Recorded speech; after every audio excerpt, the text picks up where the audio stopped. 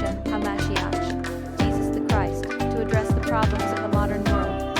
So, stay tuned. We have an awesome show for you today.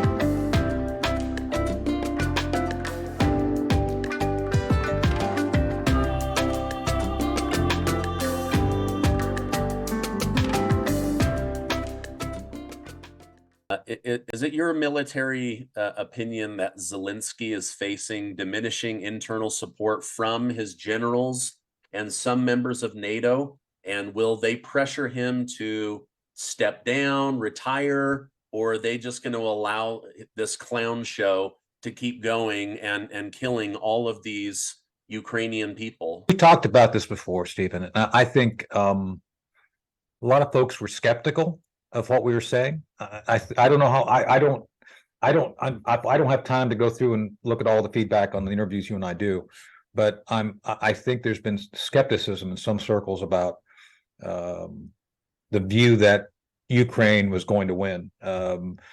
If you study Ben Hodges' comments, General Hodges, Dave Petraeus, they've given this rosy, even now, oh, it's just a setback. You know, what's that? Remember, I'm a big fan of movies. Remember that the night, you know, oh, it's just a flesh wound. You know, he's got his arms and legs cut off. It's just a flesh wound. That's where we're at.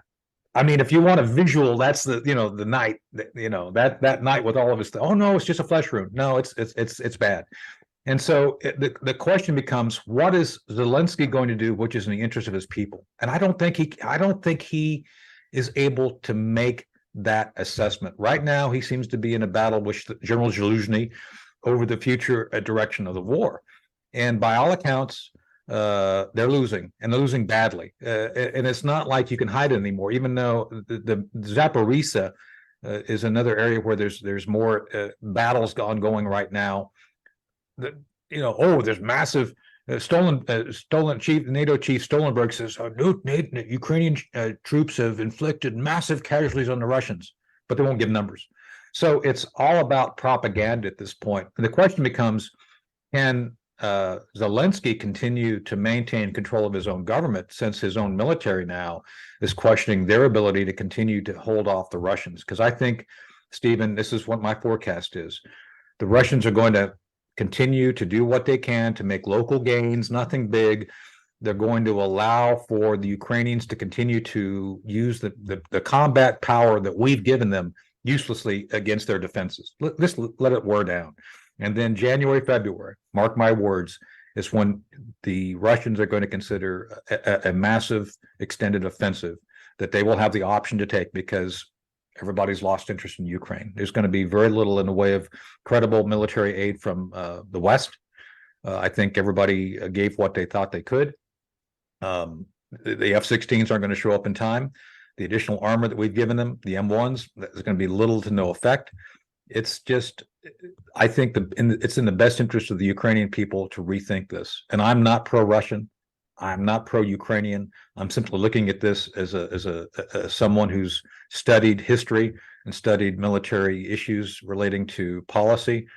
There's nothing there for the Ukrainian people to continue to work under the Zelensky leadership, because all he'll do is get them killed. So, yeah. Well, I mean, I do read the comments, and I talk to people, and they would say things like, I can't believe that you are saying that Ukraine is going to lose. There was a general on CNN who said that we're winning. Yeah. And all of a sudden, it was like, wait a minute, we're losing? These guys are losing? Like, they've run out of people. They've run out of weapons. They need another $60 billion of our money. Yeah. All of a sudden, just one day, the story couldn't hold up anymore. Probably Right. Israel, right? All of a sudden, it was like, wait a minute, what happened to Ukraine? I thought we were supporting these guys. I thought we were paying higher gas prices to stick it to Putin. And then now they're realizing, oh, wait a minute, Ukraine is losing. And I'm like, listen, I've been telling you this.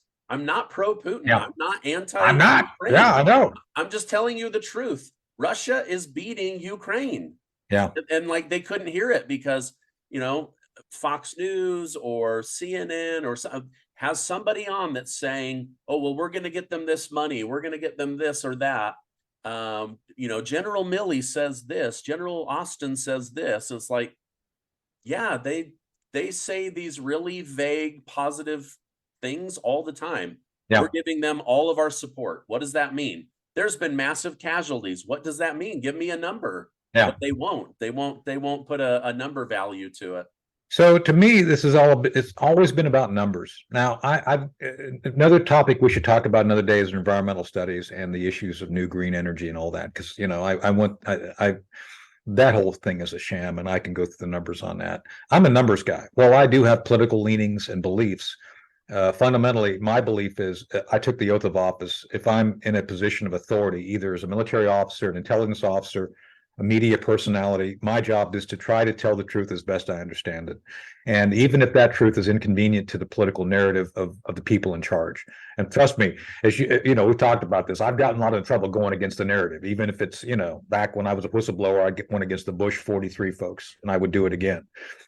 But in this case, you're talking about credible officers. Well, I should say formerly credible officers, such as Petraeus and Hodges, who simply either sold out or gave in to the pressure of the political party in charge, which is the Obama, Biden, whatever you want to call the morass, and the belief that to tell the American public that we were winning and going to win in Ukraine was the best thing to do. And even I believe either they're completely stupid, which I don't think they are, or they were bought out. And I think it's the latter. And I think shame on them, and they should never be permitted to serve in any position of authority again, based on the fact that they cannot be trusted to actually tell the truth to the American people.